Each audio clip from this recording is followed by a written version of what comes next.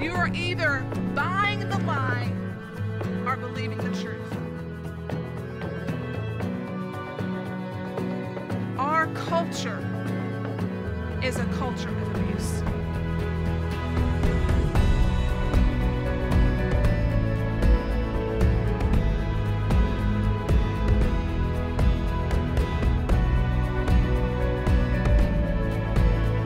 Are we going to listen to the message of the world that tells us who we should be, how we should act, and how we should live, how we should dress?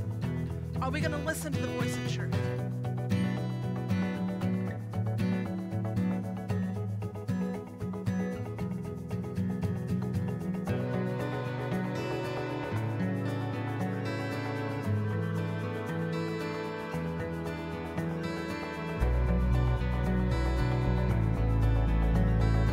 When we buy that lie, we give up who we are.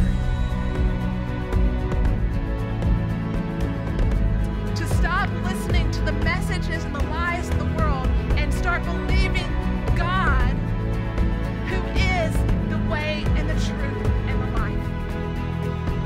The Lord began to give me this vision of reaching this generation. These girls who role models are the Sex and the City women, and that they think that that's the way they're supposed to live. And to talk to girls that maybe the church is missing, to reach out to girls who are hurting, the girls who are empty, the girls who don't know that Christ came to redeem them.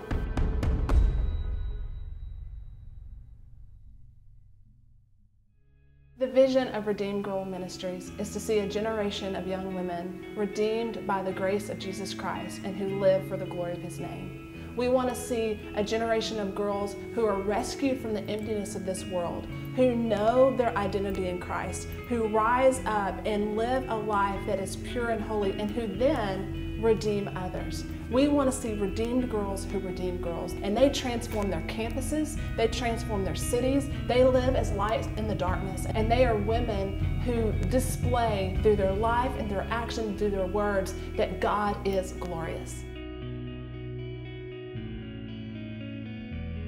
There are a few ways that Redeemed Girl Ministries is seeking to reach this generation. And the first is through our evangelistic events, and these are called Girls Night Out. And what we do, we partner with other ministries and campus organizations who are on campus, and we come in and we host an event, a nightly event, and at this event we have cool music, and then I'll do like a 50-minute, an hour-long talk, and I'll share my story, and I'll talk about, in just a fun girl way, the messages that we hear, and then I'll offer them hope in Christ. We will bring girls into their organization that then they follow up with discipleship.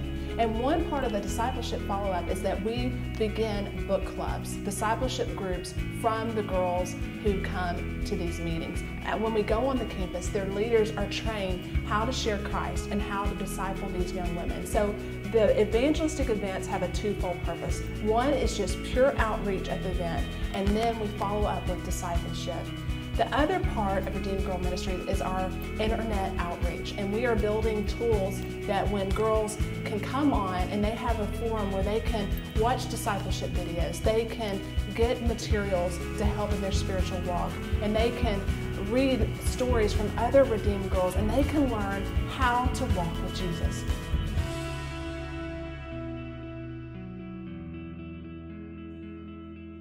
Before my life with Christ, I thought of myself as, I don't know, this sounds bad, but kind of like damaged goods almost.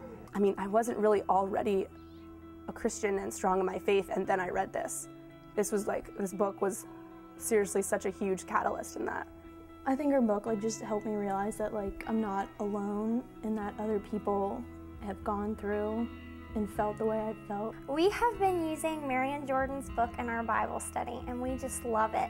It's just really touched a lot of the girls' lives. It's touched my life. The book has really taught me things that I didn't look at before, that I just kind of automatically accepted. And after reading it and after hearing Marian's story, I'm not going to accept that stuff anymore. Instead of trying to fill that hole in my life with drinking or boys or shoes and purses and stuff. I'm filling it with God, and I work on that every day. You were blind before, and then you read it and you can see, and it just makes sense.